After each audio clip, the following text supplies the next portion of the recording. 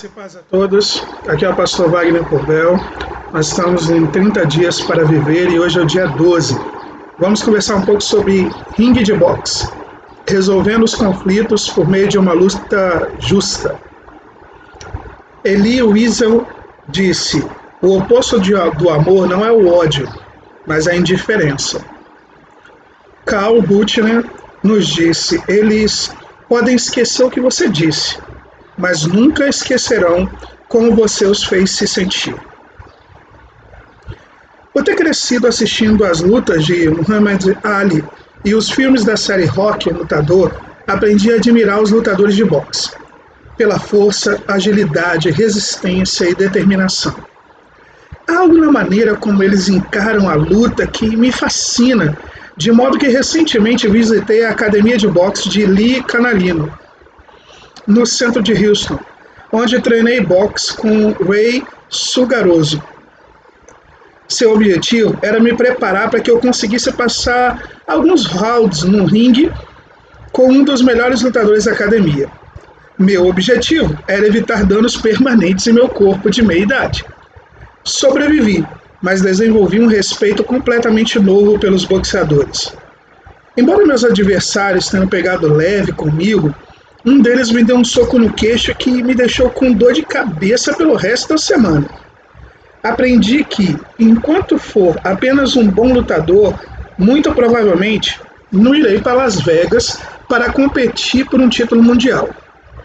Verdade seja dita, eu realmente não tinha a menor ideia do que era boxe antes de Ray e sua equipe me levassem para o ringue. Assim como eu não imaginava como era lutar boxe, a maioria das pessoas não sabe como resolver os conflitos. O conflito é inevitável nos relacionamentos. Quando duas pessoas únicas e imperfeitas se reúnem, elas simplesmente não concordarão em tudo. Por isso é tão importante aprender a lidar efetivamente com as questões do relacionamento. Ninguém nos ensina de fato a enfrentar os problemas, os impasses que a vida inevitavelmente vai trazer, sobretudo no casamento. Acho que deveria haver uma lei para que, antes de se casar, todo mundo tivesse aula sobre solução de conflito, até mesmo nas amizades, no trabalho em equipe, nas comissões, na família em geral. É difícil saber quando se fechar em suas posições e quando jogar a toalha. Se tivesse apenas um mês para viver, você certamente gostaria de saber como enfrentar essas questões tão persistentes e resolver os conflitos com aquele a quem ama. Uma luta justa. A Bíblia nos fornece os princípios para uma luta justa. Embora meu desejo seja concentrar-me em como aplicá-los ao relacionamento com seu cônjuge, eles também se aplicam à sociedade, a colegas de trabalho, a amigos. Esses princípios não são garantia de que você vencerá ou sempre estará certo quando surgir uma desavença, mas garantem que você ficará mais próximo daqueles a quem ama, pelo processo de confrontação do conflito. Há uma orientação que parece muito simples, embora seja mais difícil de seguir. Permaneça dentro do ringue e longe das cordas. Às vezes o conflito fica um pouco tenso e confuso, mas em nossos relacionamentos mais importantes é preciso ter coragem suficiente para permanecer no ringue até chegarmos a uma solução. Não importa quanto tempo leve. Se realmente amamos alguém, devemos reunir forças para confrontar e sofrer as emoções desagradáveis que surgem no conflito. São sentimentos muito fortes e difíceis que nos esforçamos ao máximo para evitar. A reação típica dos homens, por exemplo, é fugir quando são confrontados com emoções fortes, pois se sentem incomodados diante delas. Consequentemente, alguns saem da zona de combate quando os problemas começam a aparecer, pois querem evitar uma discussão a qualquer custo. Poucas coisas são mais frustrantes para uma mulher do que o momento em que seu marido foge do conflito e vai para sua caverna, onde fica distante, desligado e desinteressado. Todos nós já inventamos táticas de gerenciamento de conflito que refletem nossos temperamentos e nossas experiências, ou o exemplo que tivemos em casa. A maioria já adotou um dos 5 estilos básicos de luta. O primeiro é o que eu chamo de lutador rope-a-dope, um estilo inventado por Muhammad Ali quando estava no auge. No calor da luta, ele se apoiava e ficava balançando nas cordas, protegendo-se sem dar nenhum soco. Seu oponente pensava, ele está cansado, vou pegá-lo agora. Então ia para as cordas e começava a socá-lo. Mas esse boxeador não estava, na verdade, machucando Ali. O fato é que ele só gingava nas cordas, conservando toda a energia, enquanto seu oponente ficava frustrado, movendo os braços diante dele. Por fim, o adversário se cansava de tanto bater. Os lutadores de estilo rope-a-dope resolvem as lutas com as técnicas de jeito nenhum. E são os que dizem, de jeito nenhum você me fará lutar. Eles evitam o atrito, se recusam a se envolver e se afastam quando os ânimos se alteram. Sua regra número 1 é evitar a briga a qualquer custo. Você já entendeu qual é o problema? Evitar o conflito pode até produzir uma paz frágil, mas arruína o relacionamento mantendo raso e baseado no medo. Sem a solução, o relacionamento permanece no nível superficial e nunca chega à intimidade que nasce do enfrentamento de questões difíceis. Existe também o estilo o rei do nocaute, aquele cujo lema é ou é do meu jeito ou não é do jeito nenhum. Esses boxeadores relacionais lutam até vencer e a outra pessoa desistir. O rei do nocaute diz, eu estou sempre certo, eu quero que seja do meu jeito o tempo todo. Embora os reis do nocaute normalmente vençam, seus relacionamentos caem no chão e se inicia a contagem, pois a outra pessoa não tem voz e um dia ela acaba abandonando a luta. Em seguida, vem o lutador desistente. Esses lutadores jogam a toalha muito cedo. São sempre os primeiros a desistir. Tornam-se capachos, mártires, rolam pelo chão e fingem-se de mortos. Isso produz uma falsa paz e, por fim, cria uma tremenda amargura na pessoa que sempre desiste e um perigoso orgulho naquela que sempre ganha. Não é uma maneira sadia de lutar, não é? O quarto é o lutador 1-2. Ele usa a solução do tipo, toma lá da cá, você ganha metade e eu metade. Em alguns momentos eu desisto, em outros você desiste. Esse estilo pode ser mais saudável e mais eficaz que os outros, uma vez que pelo menos há a disposição de permanecer no ringue e a expectativa de que qualquer um pode ganhar. Contudo, o melhor estilo é o do parceiro de treinamento, ou o sparring, na linguagem do boxe. Nele, a pessoa se dedica a fazer parte da equipe e a ajudar seu colega. Os parceiros de treinamento permanecem no ringue e fora das cordas. Por mais desagradável que seja a situação, eles permanecem juntos até chegar a uma solução que ambos julguem a melhor. Os parceiros de treinamento percebem que o relacionamento é mais importante que o problema da discussão e entendem que o processo geralmente é mais vital do que o resultado. Se lhe restassem poucos dias de vida, você não gostaria de alcançar a paz real com aquele a quem ama? A única maneira é permanecer no ringue e resolver qualquer conflito antes que seja tarde demais. Pela minha experiência, com as pessoas que sabem que seu tempo é limitado, pode concluir que esse é um dos maiores presentes que você pode dar à pessoa a quem você ama. Então reflita um pouco. Que tipo de lutador você é? Você acha que seu estilo se desenvolveu? Como? Como você descreveria o jeito de seus pais lidarem com os conflitos? Como o estilo deles influenciou o seu estilo? Se tivesse um mês só para viver, o que você mudaria na maneira de lidar com os conflitos e por quê? Vamos continuar com regras básicas? Se nosso desejo é permanecer no ringue para que o relacionamento cresça, então devemos lutar de forma justa. No boxe, o juiz chama os dois lutadores ao centro do ringue e diz: ok, vamos ter uma luta justa. Aqui estão as regras básicas. Não vale bater abaixo da cintura, pôr o dedo no olho ou dar cabeçada. E, no caso de Mike Tyson ser um dos lutadores, também é proibido morder. As regras foram lançadas e estabelecem as expectativas e ações de ambos os lutadores. Antes de lutar com seu parceiro ou com alguém importante para você, estabeleça regras básicas, alguns limites que não poderão ser excedidos. Antes de ter um confronto com um colega de trabalho, é preciso lembrá-lo de que ambos estão comprometidos em buscar uma solução juntos e não em encontrar um bode expiatório.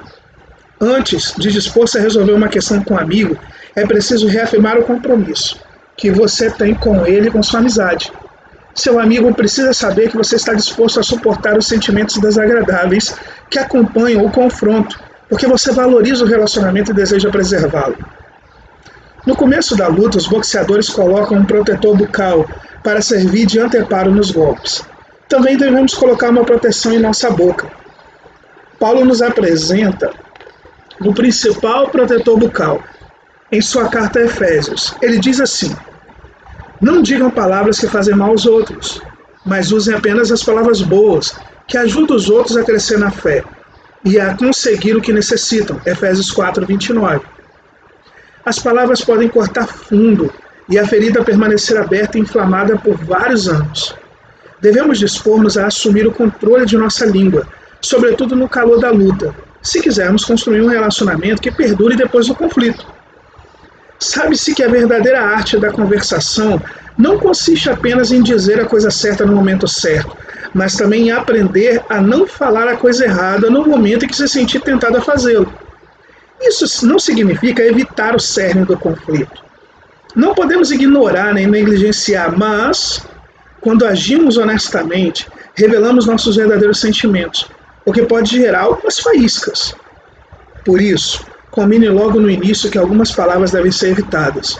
Numa discussão com seu cônjuge, não fale aquela palavra que começa com a letra D, ou seja, divórcio, usando-a como uma granada. Expresse a intensidade de seus sentimentos sem usar uma linguagem impura ou abusiva.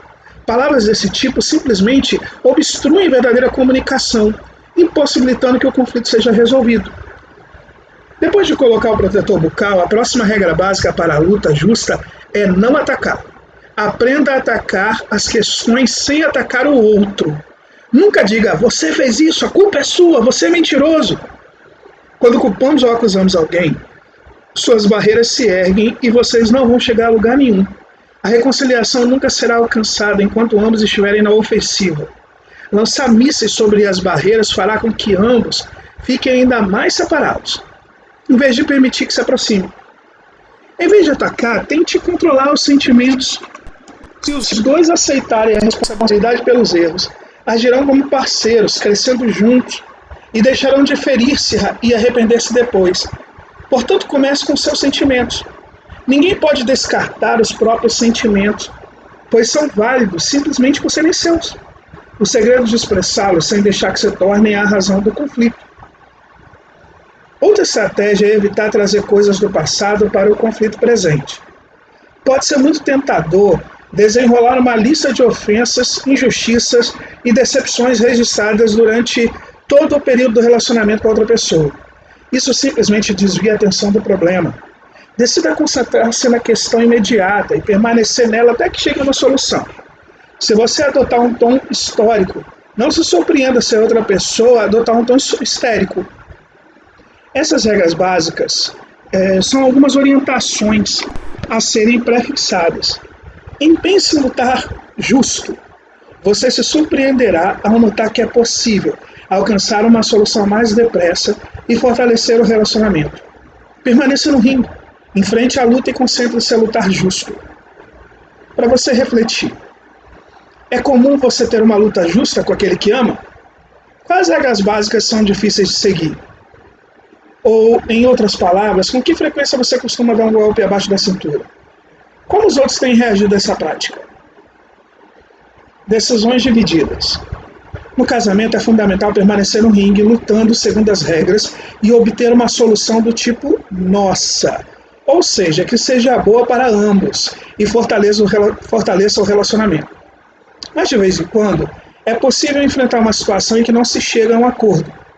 Nessas situações, concentre-se mais na reconciliação e menos na solução. Lembre-se de que seu relacionamento é mais importante que chegar a um acordo em tudo. Portanto, discorde de forma cordial. Vocês podem andar juntos sem que haja um acordo mútuo o tempo todo. A sabedoria que vem do céu, primeiro que tudo, é pura, cheia de calma brandura. Depois, é amante da paz e cortês. Tolera o debate e está pronta a submeter-se aos outros. Tiago 3,17.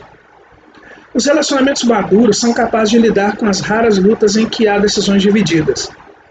Em dado momento, ficará claro que existem coisas com as quais você nunca vai concordar. Não importa quanto os dois amem ao Senhor e quanto estejam apaixonados um pelo outro. Vocês nunca concordarão em tudo porque Deus os fez diferentes. Não é uma questão de certo ou errado, é uma questão de ver a vida a partir de uma perspectiva diferente. Se ambos desejarem manter-se de mente aberta e aceitar de pronto a vista do outro, continuarão a se respeitar, mesmo quando não concordarem em discordar. Isso não é um compromisso, pelo menos não do tipo negativo, nem do tipo de remendo em que se concorda em discordar simplesmente para manter a paz e seguir adiante. As decisões divididas aceitam e até mesmo apreciam a perspectiva individual que cada um traz para o conflito. O mais importante é trazer o príncipe da paz para o ringue. São necessárias 3 pessoas para construir um excelente casamento: um marido, uma mulher e Deus. Você não traz Deus simplesmente para o seu lado e diz: Deus, ajude-me a vencer essa discussão. Não. Você o convida para participar da situação como um todo, porque ele é o único que pode satisfazer suas mais profundas necessidades. Trazê-lo para a luta não significa tornar-se passivo e complacente. Jesus ficou irritado, expressou suas emoções, mas sendo o perfeito Filho de Deus, nunca pecou. Isso mostra que não há problema com a ira. Ela não é necessariamente pecado. De fato, às vezes a ira é a emoção mais apropriada que se pode ter diante de um relacionamento verdadeiramente importante. Mas devemos estar dispostos a lidar com a ira e analisá-la de maneira como Jesus fez, ou seja, a fim de realizar a vontade do Pai por meio do amor aos outros. A chave é aprender a caminhar com Deus diariamente. Eis o verdadeiro segredo da reconciliação, da vitória sobre o conflito, da luta justa: tornar-se mais semelhante a Jesus.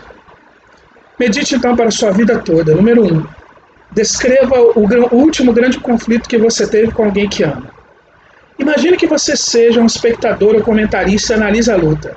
Foi uma luta justa? As regras básicas foram mantidas? Como você descreveria o estilo dos lutadores? Quem venceu o combate? Foi uma vitória limpa? Número 2. Qual dos seus relacionamentos atuais envolve conflitos que exigiriam que você entrasse no ringue se soubesse que tem apenas um mês para viver? Número 3. Passe um tempo em oração, pedindo que Deus lhe mostre quando e como você espera que a outra pessoa satisfaça as necessidades que somente Ele pode satisfazer. Peça a Deus que lhe dê o que você mais precisa dele. Tá bom? Que Deus te abençoe e até a próxima, se Deus quiser.